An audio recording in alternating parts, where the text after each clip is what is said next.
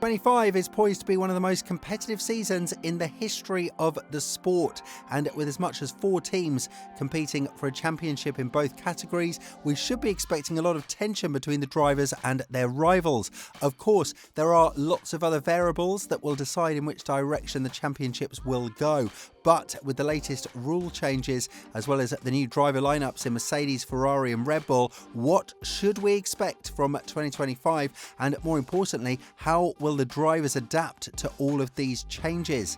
One of the greatest things that happened to the sport is the anticipation for the 2025 season, because we now know what we should be expecting for the upcoming campaign. A lot of intra-team fights, a lot of tension, and most importantly, a lot of racing.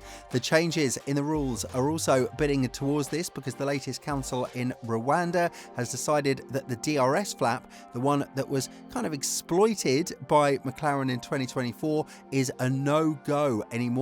And that will definitely hurt the Woking-based squad if they were exploring it to a great extent in the previous season. The minimum gap on the rear wing has shrunk from 10 to 15 millimetres to 9.4 to 13 millimetres, and with the DRS open, the upper boundary remains unchanged at 85 millimetres. Furthermore, the FIA approved that there must only be 2 positions of the DRS, and that with the ending of the application, the flap must return to its original position. This is created in order to avoid gaps in the rulebook, like the one where the MCL38 had a mini DRS advantage, where the rear wing opened after being loaded with tons of pressure from the high-speed sections of the track, like the one in Baku. Be that as it may, the teams that will have yet another challenge they would have to face. Are they going to invest in the 2025 car long-term, or are they going to focus on the 2026 regulations? Something that creates a lot of dilemmas between the team principals. If you were to ask Vasseur, it's all up to the position of the team, because if you think you can fight for the championship, it's worth spending a bit more of your resources in 2025 before you fully focus on 2026, even if it means that you'll start the new regulations on a bit of a back foot. Elaborating further on this matter, the team principal of Ferrari said, "We as teams are all in the same situation. I think if you are Alpine or Aston Martin, then you have probably more temptation to go for the new regulations. Also, you have more wind tunnel time, so it means that you can probably go in this direction. If you are one team of the top 4 today, you carry over the car and you know that you will be in the fight for next year, so it's difficult to give up a championship. Plus, if you know that you didn't do the best, it is harsh, even for everybody in the team." Now, of course, Ferrari is aiming to win a championship from the first go, with Hamilton and Leclerc as teammates, because they are changing the concept of their car and they are leaving only 1% of the car as the same. This could go 2 ways. They will either be praised as geniuses thanks to the approach of Loic Serra, the chassis technical director, or Hamilton's ability to extract the maximum out of the car, something that Leclerc can say for himself as well. Or, on the other hand, the team would shoot themselves in the foot the same way that Mercedes and Red Bull did when they changed their own concept, and we've seen what results that gave to the respective teams. Be that as it may, Vasseur is now ready to embark on a new challenge with Ferrari, and despite the negativism that has been circulating around the fact that he signed Hamilton, who was about to hit 40, the Frenchman is adamant that the new concept of the car is what is going to bring the championship back in Maranello for the first time since 2007. Elaborating further on this, he said, "If it will be competitive, we'll find out in Bahrain. Sometimes you don't realise you're taking risks until afterwards. The car will be completely new. I think we'll have less than 1% of the parts in common with the 2024 cars. It's a different project, but the same applies to everyone. We can't say now if 2025 will be our year, but I trust the project we are working on. It will still be an intense challenge like the one we just completed. I am very proud of how we tackled difficulties this year, but we must take another step towards consistency."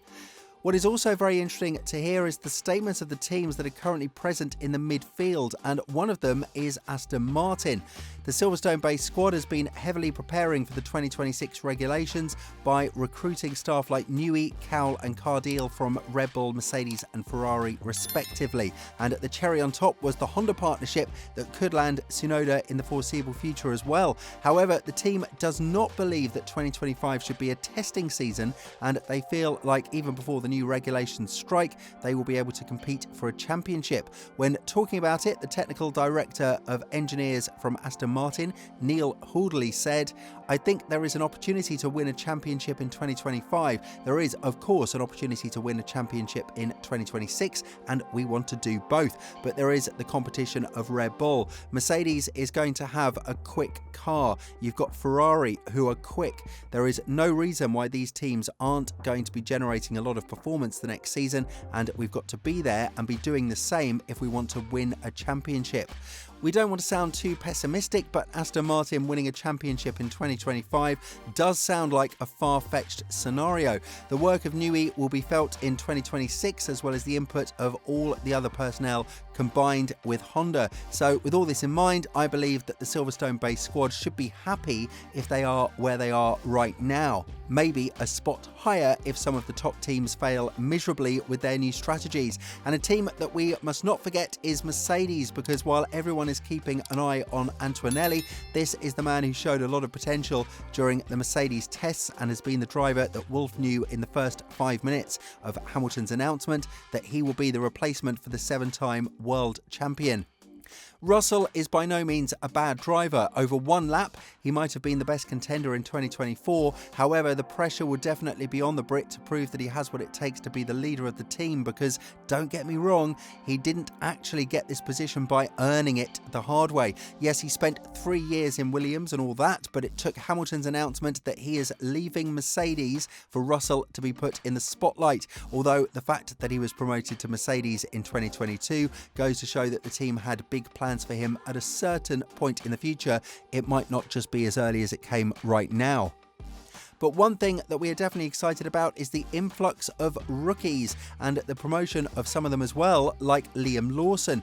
The Kiwi driver has driven 6 races for Racing Bulls this season, and although he was outqualified by Tsunoda in all 4 of them, he scored 4 points, and that was enough for Red Bull to put him next to Verstappen in 2025. Whether or not he will succumb under pressure in a fashion similar to that of Gasly and Albon, time will tell. And if he does, make sure that Tsunoda won't wait twice for the promotion. But if this happens, Red Bull is at serious risk of losing the competitiveness and dropping to the midfield, which could provoke a move from Max Verstappen as well. We all know that the 4-time world champion won't drive in Red Bull if they are far away from competitive. So with all of the latest departures and everything that's going on in the Austrian team, the last thing that they need is a failed version of the RB21 with a brand new driver who will be pushing to the absolute extremes in trying to prove himself that he can be the new superstar in the team. When talking about his championship prospects, Verstappen has already hinted that there is no way that he will be a champion if the situation remains as they are right now, adding, "If we continue like this, I will not be champion next year. It is that simple. We really have to take steps to be competitive next season. We all know that. I trust that the team can fix the balance problems of the last season. And certain things that we could not change last year will be changed for next year. We know that it has to be better over the curbs, bumps, and in the slow corners. Those are generally our weak points. If we are still beaten, it will be on the basis of pure speed. I always keep the pressure on, also on myself. I try not to think too lightly about it, because at one point the car was barely steerable." With all this in mind, what do you think about the 2025 season? And more importantly, do you think that there is a situation in which we should be expecting some heavy changes in the championship? Let us know in the comments below.